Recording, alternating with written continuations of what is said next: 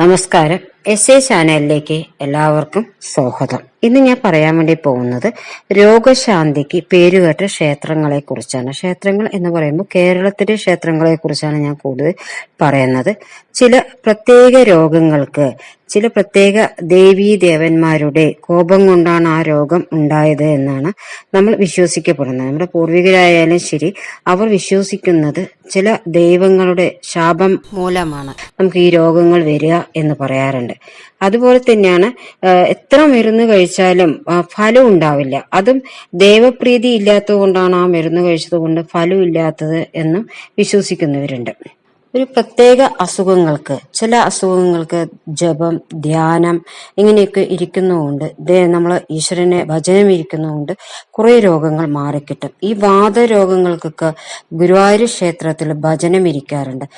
അതിന് ഉദാഹരണം തന്നെ പറയുന്നത് മേൽപ്പത്തൂർ ഭട്ടതിരിപ്പാടിനെയാണ്. ഭട്ടതിരിപ്പാട് നാരായണീയം എഴുതി ഗുരുവായൂരപ്പന് സമർപ്പിച്ച് ഭജനമിരുന്നു കൊണ്ടാണ് അദ്ദേഹത്തിന്റെ വാതരോഗത്തിന് ശമനം കണ്ടത് എന്ന് ഇന്നും നാരായണീയം പാരായണം ചെയ്യുന്നവരും അതുകൊണ്ട് കടുത്ത അസുഖങ്ങൾക്ക് കുറവ് ഉണ്ടായെന്നും കണ്ടെത്തിയിട്ടുണ്ട്. പ്രത്യേക രോഗശമനത്തിന് പേരുകേട്ട ചില ക്ഷേത്രങ്ങളെ കുറിച്ചാണ് ഞാൻ ഈ പറയുന്നത്. സന്താന ഭാഗ്യത്തിന് ചെങ്കാൽ തൊഴിയിക്കൽ അണിയൂർ ക്ഷേത്രം, അത് ദുർഗാദേവി ക്ഷേത്രമാണ്. കല്യാണം കഴിഞ്ഞിട്ട് കുറേ വർഷങ്ങളായി കുഞ്ഞുങ്ങളില്ലാതിരിക്കുന്നവർക്കും ചികിത്സ ചെയ്തിട്ട് ഫലം ലഭിക്കാത്തവർക്കും അണിയൂർ ദുർഗാദേവി ക്ഷേത്രത്തിൽ ചെങ്കാൽ വഴിപാട് സമർപ്പിച്ചു കഴിഞ്ഞാൽ, പ്രാർത്ഥന വെച്ച് കഴിഞ്ഞു വെച്ചാൽ സന്താനഭാഗ്യം ഉണ്ടാവുന്നതാണ്. ചെങ്കാൽ തൊഴിയിക്കുന്ന ദിവസം പായസം, മുഴുക്കാപ്പ് എന്നിവയും ദേവിക്ക് നടത്തുന്നതിലൂടെ സന്താനഭാഗ്യം ഉണ്ടാവുന്നതാണ്. പിന്നെ ബുദ്ധിശക്തിക്കും വിദ്യയ്ക്കും ആണ് തിരുവുള്ളംകാവില് ധർമ്മശാസ്താവിന് കദളിപ്പഴം നിവേദിക്കുന്നത്. കദളിപ്പഴം കൊടുത്തു കഴിഞ്ഞാൽ ബുദ്ധിമാന്ദ്യം സംഭവിച്ച കുട്ടികൾക്കും വിദ്യയിൽ പരാജയം സംഭവിച്ച കുട്ടികൾക്ക് നടത്തുന്ന ഒരു വഴിപാടാണ് തിരുവുള്ളംകാവിലെ കദളിപ്പഴം. ഈ വഴിപാട് നടത്തുന്നതുകൊണ്ട് ബുദ്ധി വികസിക്കുകയും വിദ്യാഭ്യാസത്തിൽ നല്ല മുന്നേറ്റം ഉണ്ടാവുകയും ചെയ്യുന്നു. അടുത്തത് പറയുന്നത് കൊറ്റംകുളങ്ങര ഭഗവതി ക്ഷേത്രത്തിലാണ് പറയുന്നത്. പ്രതിസന്ധികൾ തരണം ചെയ്യാൻ ചമയവിളക്ക് സമർപ്പിക്കാറുണ്ട്. അത് പ്രതിസന്ധി ഘട്ടങ്ങളിൽ തളരാതെ അതിനെ നേരിടാൻ ദേവിയെ പ്രീതിപ്പെടുത്തുന്ന ഒരു വഴിപാടാണ്, ഒരു നേർച്ചയാണ് ചമയവിളക്ക്. മീനമാസത്തിലാണ് ഉത്സവം ആരംഭിക്കുന്നത്. പുരുഷന്മാർ സ്ത്രീവേഷം ധരിച്ച് 5 തിരിയിട്ട വിളക്കുകൾ കയ്യിലേന്തി ഭക്തിപൂർവ്വം നിൽക്കുന്ന ചമയവിളക്കിൽ പങ്കെടുക്കുന്നവർക്ക് ദേവിയുടെ അനുഗ്രഹത്താൽ ജീവിത വിജയം സുനിശ്ചിതമാണ് എന്ന് വിശ്വസിക്കപ്പെടുന്നു. അടുത്തത് ശ്വാസം മുട്ടൽ മാറാൻ പാളയും കയറും, തകഴി ശ്രീ ധർമ്മശാസ്താവ് അമ്പലപ്പുഴ, അവിടെയാണ് ഈ വഴിപാട് നടത്തുന്നത്. ശ്വാസം മുട്ട് മാറാൻ പാളയും കയറും നടക്കൽ വെച്ച് തൊഴുതാൽ ഫലസിദ്ധി ഉണ്ടാകുമെന്ന് വിശ്വാസം. ശിവരാത്രി ദിവസം ശ്വാസം മുട്ടുകാരൻ വ്രതശുദ്ധിയോടെ വചനമിരുന്ന് പ്രാർത്ഥിച്ച് ഫലസിദ്ധി ഉണ്ടാകും. തോട്ടപ്പള്ളിയിലെ ബാലസ്നാനം, അവിടെ കൃഷ്ണ ഭഗവാനാണ്, വെണ്ണക്കണ്ണനാണ്. 5 വയസ്സ് വരെയുള്ള കുട്ടികൾക്ക് ബാലപീഡ ഉണ്ടാകാതിരിക്കാൻ ക്ഷേത്രത്തിൽ കൊണ്ടുവന്ന് എണ്ണയും വെള്ളവും ഉപയോഗിച്ച് കുളിപ്പിക്കുന്നതാണ് ബാലസ്നാനം. ഇത് കൂടാതെ കുട്ടികൾക്ക് ഉണ്ടാകുന്ന പക്ഷിപീഡ വരാതിരിക്കാൻ കുട്ടികളെ ഒഴിഞ്ഞ് കോഴികളെ അമ്പലത്തിൽ മുകളിലേക്ക് പറപ്പിച്ചു വിടുന്നു. ഈ വഴിപാട് നടത്തിയാൽ കുഞ്ഞുങ്ങൾക്ക് വെണ്ണക്കണ്ണനെ ദർശനം ചെയ്യിച്ചാൽ കുട്ടികൾക്കുണ്ടാകുന്ന രോഗബാധകൾ ഇല്ലാതായി തീരും, ആരോഗ്യ ദൃഢരായി തീരും എന്നും വിശ്വസിക്കപ്പെടുന്നു. അടുത്തത് ഉരുളി കമിഴ്ത്തൽ മണ്ണാറശാലയിലാണ്. പ്രസിദ്ധമായ മണ്ണാറശാല നാഗരാജ ക്ഷേത്രത്തിലെ പ്രധാന വഴിപാടാണ് ഉരുളി കമിഴ്ത്തൽ. കുട്ടികളില്ലാത്ത ദമ്പതികൾക്ക് സൗഭാഗ്യവും ഉണ്ടാവാൻ നടത്തുന്ന വഴിപാടാണ് ഇത്. ഉരുളി എടുത്ത് ക്ഷേത്രത്തിന് ചുറ്റും പ്രദക്ഷിണം ചെയ്ത് പ്രാർത്ഥിച്ച് തിരുനടയിൽ സമർപ്പിക്കുന്നതാണ് വഴിപാട്. ഉരുളി കമത്തി പോയ ദമ്പതികൾ കുഞ്ഞുങ്ങളുമായി എത്തി ഉരുളി നിവർത്തി വെച്ച് പാൽപായസം വെച്ച് നാഗർക്ക് സമർപ്പിക്കുന്നു എന്നാണ് സങ്കല്പം. കണ്ണുരോഗങ്ങൾക്കും ത്വക്കുരോഗങ്ങൾക്കും ഇവിടെ 100 പാലും കഴിക്കുന്നതും വളരെ വിശേഷമാണ്. ആണി രോഗം മാറാൻ കാച്ചിയ പപ്പടം വഴിപാട് ചെയ്യുന്നതാണ് ഇരുനിലാംകൂട് ക്ഷേത്രം. അവിടെ ശിവനും വിഷ്ണു ഭഗവാനും പാർവതീ ദേവിയാണ് പ്രതിഷ്ഠ എന്നാണ് പറയുന്നത്. പ്രസിദ്ധമായ ഇരുനിലാംകൂട് ക്ഷേത്രത്തിൽ വഴിപാടായി കാലിലെ ആണിരോഗം മാറാൻ ക്ഷേത്രനടയിൽ കാച്ചിയ പപ്പടം കാലുകൊണ്ട് ചവിട്ടി പൊട്ടിച്ച് ദേവനോട് പ്രാർത്ഥിച്ചാൽ ആണിരോഗം മാറുമെന്ന് വിശ്വാസം. മനോരോഗത്തിനും കുരുതി സമർപ്പണം ചെയ്യുന്നത് ചോറ്റാനിക്കര ഭഗവതി ക്ഷേത്രത്തിലാണ്. ചോറ്റാനിക്കര ക്ഷേത്രത്തിലെ പ്രധാന വഴിപാടാണ് കുരുതി തർപ്പണം. മനോരോഗമുള്ളവരും ബാധാപീഠകളെയും അകറ്റാനും ഇവ നടത്തുന്നുണ്ട്. ബാധാപദ്രവങ്ങൾ ഒഴിപ്പിച്ച് ഭക്തർക്ക് ആശ്വാസം നൽകുന്നു. വാതരോഗം മാറാൻ ഗുരുവായൂരപ്പനാണ് നമ്മൾ ചെയ്യുന്നത്. അത് വാതരോഗം മാറുന്നതിനും ശമനം ഉണ്ടാകുന്നതിനും ഗുരുവായൂരപ്പന്റെ ദർശനം നടത്തി ഭജനം ഇരുന്നു കൊണ്ട് പ്രാർത്ഥിച്ചു കഴിഞ്ഞാൽ ആ വാതരോഗം മാറിക്കിട്ടുന്നതാണ്. വ്രണം മാറാൻ തൃച്ചംബരം ക്ഷേത്രം കൃഷ്ണഭഗവാന്റെ ക്ഷേത്രമാണ്.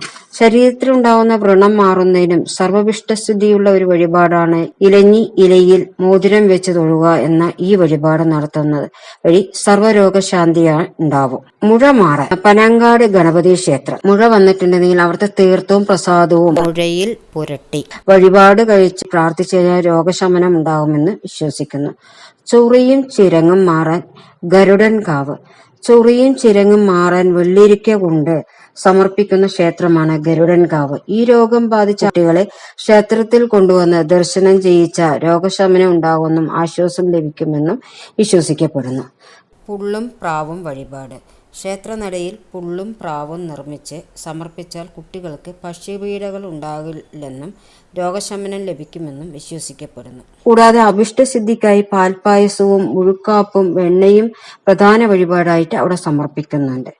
പാലുണ്ണി മാറാൻ മുജക്കാവ് ക്ഷേത്രം. ശരീരത്തിലെ പാലുണ്ണി മാറുന്നതിനും ത്വക്ക് രോഗങ്ങൾക്ക് ശാന്തി വരുന്നതിനും മുജങ്കാവ് ക്ഷേത്രത്തിലെ പാർത്ഥസാരഥി ക്ഷേത്രത്തിൽ പേരുകേട്ടതാണ്. അരിയും മുതിരയും കൂട്ടി ചേർത്ത് പിടിയിലൊതുക്കി പ്രാർത്ഥിച്ച് വലം വെച്ച് ക്ഷേത്രകുളത്തിൽ നിക്ഷേപിച്ച് മുങ്ങിക്കുളിച്ച് ദർശനം ചെയ്തു കഴിഞ്ഞാൽ രോഗങ്ങൾ മാറി ശമനമുണ്ടാകും.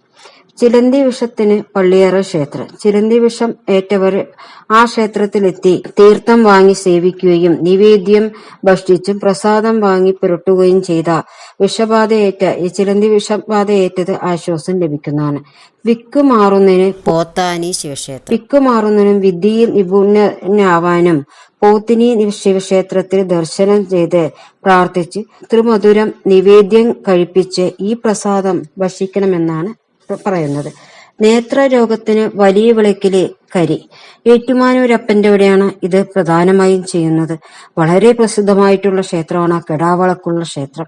കണ്ണിന്റെ അസുഖങ്ങൾ വന്നാൽ വലിയ വിളക്കിൽ പറ്റിപ്പിടിച്ചിരിക്കുന്ന കരി ഉപയോഗിച്ച് കണ്ണെഴുതിയ രോഗശമനം ഉണ്ടാകുമെന്നും കൂടാതെ വിളക്കിലെ കരി നെറ്റിയിൽ തൊട്ടാൽ അപസ്മാരം പോലുള്ള വലിയ രോഗങ്ങൾ മാറിക്കിട്ടും. കൈവിഷത്തിന് തിരുവിഴ മഹാദേവ ക്ഷേത്രം. കൈവിഷം ഛർദ്ദിക്കാൻ പ്രസിദ്ധമായ ക്ഷേത്രമാണ് തിരുവിഴ മഹാദേവ ക്ഷേത്രം. ക്ഷേത്ര പരിസരത്ത് വളരുന്ന കാട്ടുചെടിയുടെ നീരെടുത്ത് പായൽ ചേർത്ത് വെറുവേറ്റിൽ കഴിക്കുക. അതിനുശേഷം പ്രദക്ഷിണം വെച്ച് പ്രാർത്ഥിക്കുക. കുറച്ച് കഴിയുമ്പോൾ ഛർദ്ദിക്കുമെന്നാണ് വിശ്വാസം.